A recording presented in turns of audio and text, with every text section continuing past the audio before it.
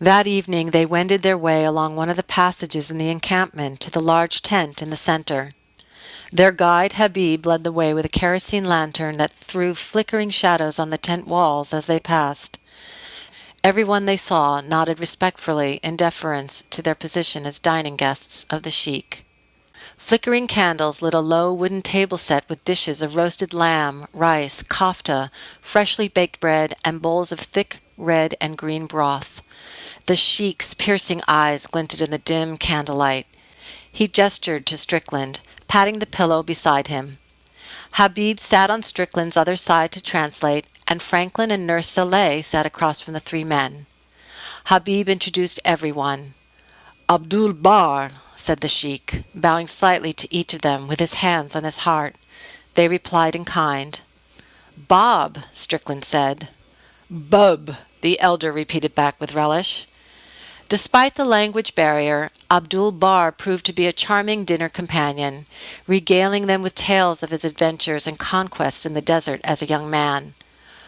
"I learned very early that the desert has a soul, a power," he said, his eyes glinting in the golden light. "The wise man merges with that power and learns the ways of its strength. The fool does not, and is destroyed." Strickland found himself occasionally averting his eyes from the old chieftain as they conversed. His gaze was almost too soul-searching.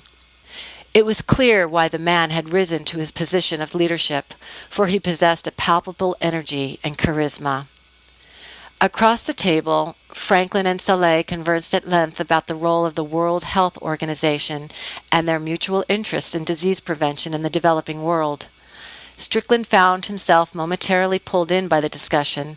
Then the sheik spoke directly to him, pausing to let Habib translate.